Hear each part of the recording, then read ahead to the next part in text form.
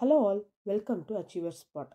இன்றைக்கி நம்ம பார்க்க போகிற டாபிக் வந்து யோகா ஹெல்த் அண்ட் ஃபிசிக்கல் எஜுகேஷனோட unit 3 important 10 mark source and functions of nutrition. So நியூட்ரிஷன்லாம் நமக்கு எப்படி கிடைக்குது, எங்கேருந்து நம்ம அதை சாப்பிட்லாம், என்னென்ன பெனிஃபிட்ஸ் ஆஃப் ஈட்டிங் நியூட்ரிஷன் அப்படிங்கிறது எல்லாத்தையுமே பார்க்கலாம். Nutrients are substance found in food and consumed by a body's to perform vital function. WHO suggests nutrients must come from food are essential for disease prevention, growth and good health. அதாவது நியூட்ரிஷனுங்கிறது வந்து நம்ம உணவுலேருந்து வரணும், நம்மளோட உடம்பால் consume பண்ணப்பட்டு அது நிறைய functions கொடுக்கணும். இப்போ ஒரு உணவு தான் நம்ம எடுத்துக்கிறோம், ஆனால் அது வந்து கண் பார்க்குறது செய்யுது, கை அசைக்க செய்யுது, நம்ம உடலை நடக்க வைக்குது. ஸோ உள்ள இன்டர்னல் பார்ட்ஸ் எல்லாத்தையுமே வேலை செய்ய வைக்குது. ஸோ அந்த எனர்ஜி கொடுக்குது இல்லையா, அதுதான் நியூட்ரியன்ஸ். WHO என்ன சொல்கிறாங்க அப்படின்னா, நம்ம சாப்பிட்ற உணவுலேருந்தே நமக்கு எதிர்ப்பு சக்தி வரணும், ரெண்டாவது வளர்ச்சி இருக்கணும், நல்ல உடல் நிலை இருக்கணும் அப்படிங்கிறாங்க. அதன் வகையாக 2 விஷயம் பிரிக்கிறாங்க. நியூட்ரியன்ஸை வந்து மேக்ரோ நியூட்ரியன்ஸ் அண்ட் மைக்ரோ நியூட்ரியன்ஸ்னு சொல்கிறாங்க. மேக்ரோ நியூட்ரியன்ஸ்னால் என்ன அப்படின்னா, carbohydrates, protein, fat and water. So carbohydrates எங்கேருந்து நமக்கு கிடைக்கும், ப்ரோட்டீன்ஸ் எங்கேருந்து கிடைக்கும், வாட்டர் எங்கேருந்து கிடைக்குங்கிறத பின்னாடி பார்ப்போம். ஓகே, அதே போல் மைக்ரோ நியூட்ரியன்ஸ் அப்படின்னா என்னென்ன, vitamins, minerals, calcium and iron. So இது எல்லாமே வந்து நம்ம உணவில் இருக்கிறது தான், ஆனால் எந்த உணவை அதிகமாக எடுத்துக்கும் போது நமக்கு அது கிடைக்கும் அப்படிங்கிறத பார்ப்போம். கார்போஹைட்ரேட்ஸ் அப்படின்னா it is a primary source essential available in food and it is of 3 types: starch, sugar and fibre. So நம்ம அரிசி வடித்த தண்ணிலாம் சொல்லுவோம் இல்லையா, அது வந்து ஸ்டார்ச். அந்த தண்ணியில் இருக்கக்கூடிய அந்த சக்தி வந்து ஸ்டார்ச். ஸோ உணவை வடித்து சாப்பிட்றதும் நம்ம பாயில் பண்ணி சாப்பிட்றதும் ஒன்று தான். ஸோ கார்போஹைட்ரேட்ஸ் வந்து அதில் இருக்கும். சுகர், நம்ம இனிப்பு பதார்த்தங்கள், இனிப்புவான விஷயங்கள் எதை எடுத்தாலும் அதில் சுகர், அதில் வந்து கார்போஹைட்ரேட்ஸ் இருக்கும். ஃபைபர்னால் தானிய வகைகள், நம்மளோட கோதுமை, மெயினாக கோதுமை, அதுக்கப்புறம் வந்து நம்ம யூஸ் பண்ணுற தானிய வகைகள் எல்லாமே வந்து ஃபைபர் கண்டென்ட்டை நமக்கு கொடுக்குது. Source and functions of carbohydrates வந்து பார்த்தோன்னா sugar, jaggery, honey, pulse and beetroot and rice etcetera. Okay, சரி, இதெல்லாம் சாப்பிட்றதுனால நமக்கு என்ன நடக்குது அப்படின்னா, எனர்ஜி நம்ம பாடிக்கு கிடச்சி நம்ம பாடி வந்து குளுக்கோஸ் லெவல் அதிகமாகி நம்ம நல்லபடியாக என்ன பண்ணுறோம் அப்படின்னு சொன்னால் நடக்கிறோம். அதுக்கப்புறம் வந்து ஃபேட் அண்ட் ப்ரோட்டீன் எல்லாமே இன்க்ரீஸ் ஆகுது. இது எவ்வளோ ஒரு அடல்ட் வந்து எடுத்துக்கணும் அப்படின்னா 300 to 500 grams. சில்ட்ரன்ஸுக்கு வந்து 40% to 60% இதுலேருந்து அந்த மாதிரி சொல்கிறாங்க. அடுத்து ப்ரோட்டீன்ங்கிறது வந்து நமக்கு எல்லாருக்குமே தெரியும். நான் வெஜிடேரியனாக இருந்தால் நான்வெஜ்ஜில் கண்டிப்பாக இருக்கும்னு எல்லாருக்கும் தெரியும். இதுவே வெஜிடேரியனாக இருந்தால் என்னென்ன ப்ராடக்ட்ஸில் இருக்கும் அப்படின்னா மில்க் ப்ராடக்ட்ஸு அதில் இருக்கும்னு சொல்லி நமக்கு நல்லா தெரியும். ஸோ இதில் என்னென்ன கிடைக்குது அப்படின்னா, proteins are essential components of diet. Amino acids are essential building blocks of protein. So ப்ரோட்டீன்ஸுக்கு வந்து அமினோ ஆசிட்ஸ் வந்து ரொம்ப ரொம்ப இம்பார்ட்டண்ட்டு. ஓகே, ஸோ இதோட ஃபங்க்ஷன்ஸ் என்னென்ன, இது எங்கே இருந்து கிடைக்குது அப்படின்னா, ஏற்கனவே சொன்ன மாதிரி நான் வெஜிடேரியனுக்கு நமக்கு என்ன கிடைக்கும், pulses, cereals, dry fruits, milk products etcetera. வெஜிடேரியன்ஸ்க்கு வந்து உங்களுக்கு வந்து பார்க்கும்போது இந்த மாதிரி பல்ஸ், செரல்ஸ், ட்ரை ஃப்ரூட்ஸ் எக்ஸெட்ராலாம் நமக்கு கிடைக்கும். நான் வெஜிடேரியன் வந்து egg, milk products, fish, meat etcetera. So இந்த மாதிரி கிடைக்கும். ஃபங்க்ஷன்ஸ் வந்து it helps in growth and repairment of body. It helps in the formation of haemoglobin. So நல்லா கவனிச்சுக்கோங்க, ஹீமோக்ளோபினுக்கு வந்து நமக்கு தேவையானது ப்ரோட்டீன், ஆன்டிபாடிஸ் நமக்கு தேவை. அதுக்கப்புறம் பாடியோட வளர்ச்சிக்கு ப்ரோட்டீன் ரொம்ப ரொம்ப தேவை. It helps in the production of enzymes, plasma protein and hormones. Hormonal க்ரோத்துக்கு ப்ரோட்டீன் ரொம்ப தேவை அப்படிங்கிறத நம்ம இதில் தெரிஞ்சுக்கணும். ஸோ கார்போஹைட்ரேட்ஸ் வந்து ஸ்டார்ச்சு, சுகரு அப்படின்னு ஒரு பக்கம் இருந்தாலும் அது வந்து குளுக்கோஸ் லெவல் இன்க்ரீஸ் பண்ணும். சர்க்கரை வியாதி அந்த இதெல்லாம் வருது இல்லையா, ஸோ அந்த மாதிரி குளுக்கோஸ் லெவல் இன்க்ரீஸ் பண்ணும். ப்ரோட்டீன் அப்படிங்கிறது வந்து நம்மளோட ஹீமோக்ளோபின் இன்க்ரீஸ் பண்ணுது. அதுக்கப்புறம் நம்மளோட என்சைம், பிளாஸ்மா ப்ரோட்டீன், ஹார்மோன்ஸ். என்சைம்ஸ்னால் நம்ம திசுக்கள், அதுக்கப்புறம் வந்து அதில் இருக்கக்கூடிய லைக் செல்ஸ், அந்த மாதிரி இருக்கக்கூடிய விஷயங்கள் எல்லாத்தையுமே நல்லா டெவலப் பண்ணும்.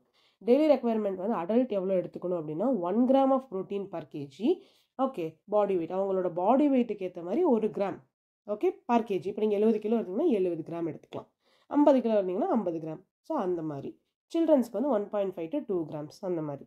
ஓகே, ஸோ ஃபேட்ஸ் அப்படிங்கிறது என்னென்னா, fats are deposited in the body as adipose tissue and perform vital function.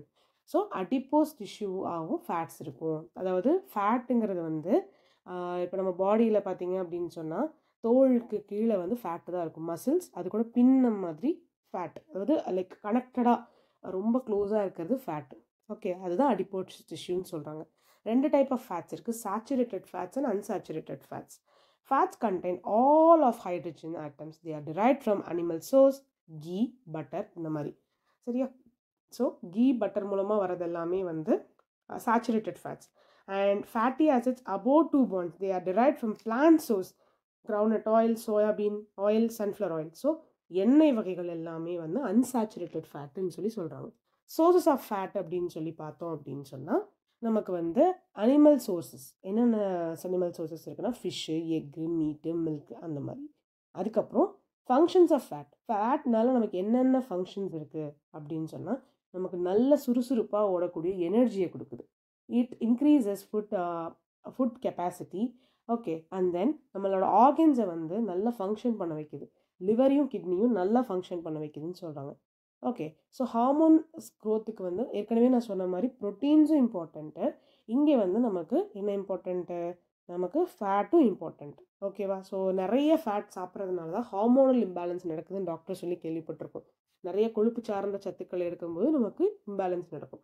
So அளவான, அதான் சொல்கிறேன் பாருங்கள், உங்கள் வெயிட்டுக்கு எத்தனை கிராமோ அத்தனை கிராம் மட்டும்தான் எடுக்கணும். நம்ம 1/2 கிலோ சிக்கன், 1/2 கிலோ மட்டன் அப்படின்னு சொல்லி ஹெவியாக எடுத்தோம் அப்படின்னா அது எவ்வளோ மல்டிபிள் ஆகுதுன்னு நீங்களே கெஸ் பண்ணிக்கோங்க. ஸோ அந்த மாதிரி. ஸோ இந்த கொஷின்ஸ் எல்லாமே வந்து நார்மலாக நம்ம வந்து லைஃப்பில் ஃபேஸ் பண்ணிகிட்டு இருக்கிற விஷயந்தான். இது எப்படி பாயிண்ட்ஸாக வச்சுக்கிறீங்க, உங்களுக்கு ஏற்ற மாதிரி நீங்கள் அசைன் பண்ணி மைண்ட் மேப்போட படித்தா ஈஸியாக இருக்கும். ஓகேவா? ஸோ நான் இங்கே ஃபங்க்ஷன்ஸு எல்லாமே இங்கே ஈஸியாக மென்ஷன் பண்ணியிருக்கேன். ஸோ நீங்கள் அதை முக்கியமான பாயிண்ட்ஸ் தான், கீ பாயிண்ட்ஸ் தான் இங்கே கொடுத்துருக்கேன். ஸோ அந்த கீ பாயிண்ட்ஸை வச்சு உங்களுக்கு எது ஈஸியாக இருக்கோ அதை பண்ணிக்கோங்க. ஓகேவா? அதுக்கப்புறம் வந்து health organs such as liver and kidney. So daily வந்து 15 to 20% of total calories கண்டிப்பாக தேவை அப்படின்ட்டாங்க. Water is the important component of balanced diet because it performs many vital functions in the body. 70% of the body weight accounts water. So நம்ம எல்லாருக்குமே தெரியும் நம்ம உடம்பு வந்து தண்ணியால் செய்யப்பட்டது அப்படின்னு சொல்லிட்டு. ஸோ தண்ணி இல்லாமல் இங்கே எதுவுமே கிடையாது. நம்ம பாடி வந்து ரொம்ப வீக் ஆகிடும், ரொம்ப ட்ரை ஆகிடும், ஓகே, டீஹைட்ரேட் ஆகிடும்னு சொல்லுவாங்க. ஸோ நமக்கு தண்ணி ரொம்ப இம்பார்ட்டண்ட்டு. ஸோ சோர்ஸஸ் நமக்கு எல்லாருக்குமே தெரிஞ்சதான். எங்கேருந்துலாம் வரும்? மழை தண்ணி வரும், சர்ஃபேஸ் வாட்டர், கிரவுண்ட் வாட்டர் வரும், அதுக்கப்புறம் வந்து குளங்களில் நிற்கிற தண்ணிகள், அதுக்கப்புறம் lake and ponds, rivers. Okay, அந்த மாதிரி. ஸோ ஃபங்க்ஷன்ஸ் ஆஃப் வாட்டர் அப்படின்னா அது என்ன பண்ணுது? It regulates body temperature. It is the major component of blood and tissues. So ரத்தம் உருவாகிறதுக்கே வந்து நமக்கு தண்ணி வந்து ஒரு அத்தியாவசியமான ஒரு விஷயமா இருக்குது. It provides moist internal environment required by all living cells. So எல்லா லிவிங் செல்ஸ்க்குமே வந்து ரொம்ப இம்பார்ட்டண்ட்டாக வந்து நமக்கு என்ன தேவை தான்? மாய்ஸ்ட் கொடுக்குது, ஈரத்தன்மை அதை கொடுக்குது. It transports many substance from one compartment to another. So ஒரு இடத்துலேருந்து இன்னொரு இடத்துக்கு ஒரு ஆப்ஜெக்டை கொண்டு போகிறதுக்கு நம்ம என்ன டிரான்ஸ்போர்ட்டேஷன் யூஸ் பண்ணுற மாதிரி இந்த தண்ணி மூலமாக தான் நம்மளோட சத்துக்கள் எல்லாமே எல்லா பார்ட் ஆஃப் த பாடிக்கும் ட்ராவல் ஆகுதுன்னு சொல்கிறாங்க.